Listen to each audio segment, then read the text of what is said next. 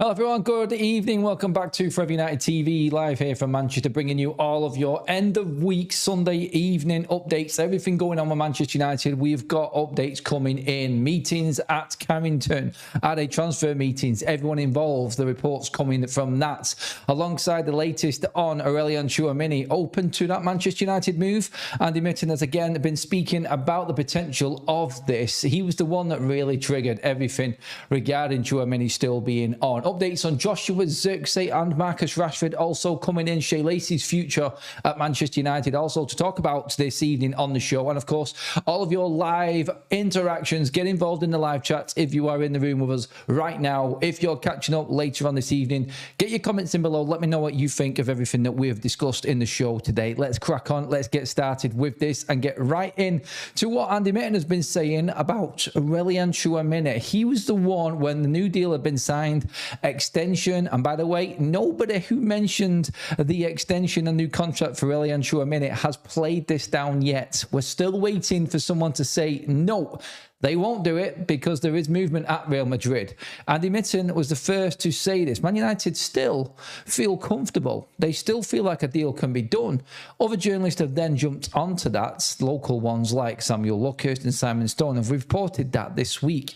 Here's what Andy Mitten has said, and we'll just bring you right up to date straight away with what people have been saying today, this afternoon, Sunday, the 26th of July. So you know exactly when this news is out and when people are talking.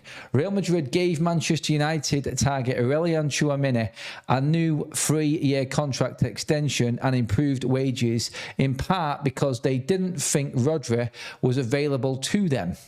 Then Madrid understood that he could be. If Madrid are to buy big, then they need to sell big.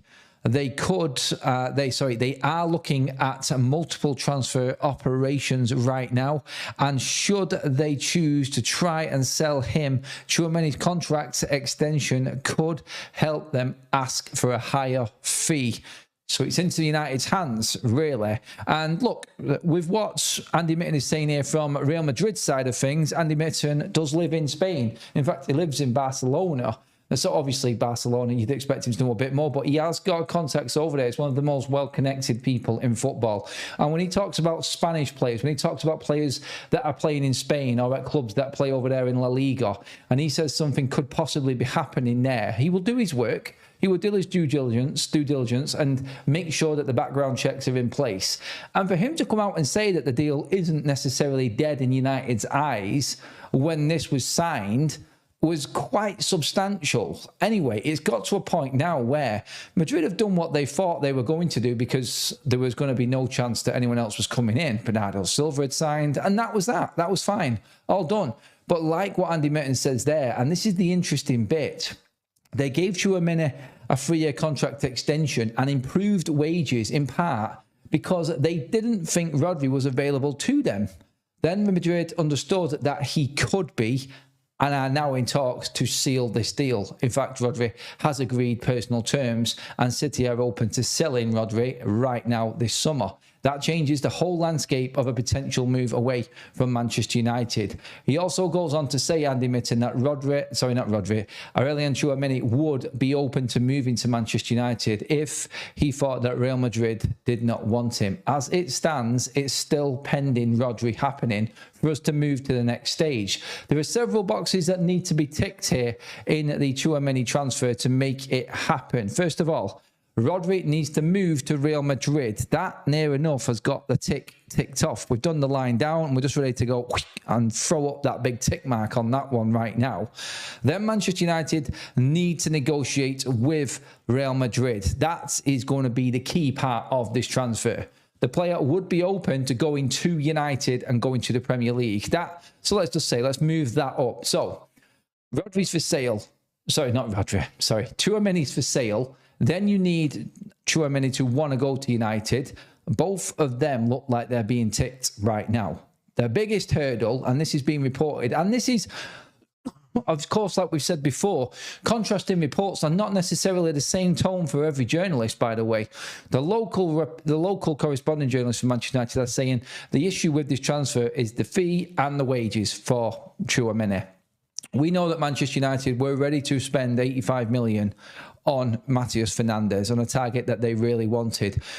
Tchouameni's the dream target. If you label list the dream targets like everybody has, then you know that United are going to spend big. I would say that United would be happy to spend that money on getting the best in class. Tick that box. I know there's a lot of people that would disagree with me on that because of what they've seen, but let's not forget, United were ready to go big on the Matheus Fernandes deal. I'm sure they will go big again with the likes of Tchouameni if they know they're getting the best that you can get. Then it's the wages, and this is the stumbling block. This is what everyone is saying locally is going to be the big problem for Manchester United in getting this done. Whereas Ben Jacobs says, no problem. No problem at all. Man United were willing to pay Tchouameni. The so-called fee, the so-called price that he's going to cost alongside the wages were going to be the problem in this transfer. But Manchester United were willing to match what Real Madrid were offering Tchouameni in this extension that he's got. Now, there are some reports saying that that was close to 400 grand a week. That would make Tchouameni the highest paid player at Manchester United, more than Bruno Fernandes. Well, he's won more than Bruno Fernandes. He's accomplished a lot more in his career. When you look at the trophies he's won, he's obviously been at a better club in terms of the team that they had at the time. It's not hard compared to United's last season. We've already told you about Chelsea's interest in Danny Welbeck. How about this? They also want to sign Jordan Henderson from Brentford. They're one of a number of Premier League clubs looking to add experience to their squads. Brentford have been clear they will not stand in Henderson's way if a top club comes in. In that spirit, he could be allowed to leave on a free, but that is not certain to be the case if multiple clubs come in. He has a year left on his deal at Brentford. Remember, Chelsea were keen on Granit Xhaka from Sunderland, but that deal didn't materialise. So Chelsea, they want Danny Welbeck. They also want Jordan Henderson. Yeah, indeed. We'll keep an eye on that. Chelsea. Welbeck represents another step in that same direction. A manager and a club consciously trying to add senior voices to a dressing room that's been getting younger and younger with every window. And Welbeck's numbers this past season make the interest make a lot more sense than his age might suggest. He played in all but one of Brighton's 38 Premier League matches last season and scored 13 goals, the best league return of his entire career, at an age when most forwards are winding things down rather than posting career bests. Since joining Brighton from Watford back in 2020, he's racked up 51 goals in 201 appearances, numbers that speak to genuine consistency rather than a player simply hanging around on reputation. Reports suggest Welbeck appeals to Alonso specifically as both a player and a leader, someone who can still contribute on the pitch while also setting the tone in the dressing room for a squad packed with young, expensively assembled talent. Here's the situation on Brighton's side of things.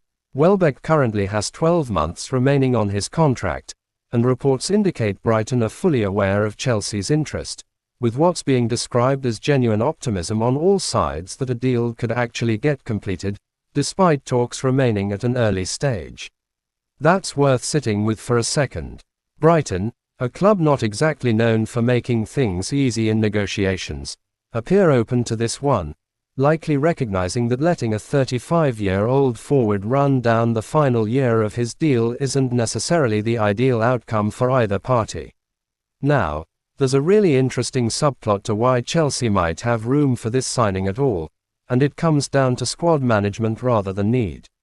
Chelsea currently have several strikers already on their books, but reports suggest the club is open to offers for some of the younger forwards, which would create the exact kind of space Welbeck could step into.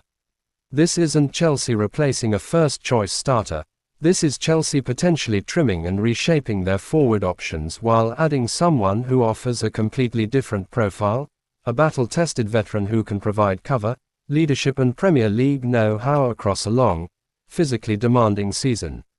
Let's take a moment to appreciate the story arc here too, because Welbeck's career has genuinely spanned football eras. He came through Manchester United's academy, won a Premier League title there, moved to Arsenal on deadline day back in 2014 for around £16 million, scored 32 goals in 126 appearances during 6 years in North London including an FA Cup win, then rebuilt his career at Watford and Brighton after injuries threatened to derail things entirely.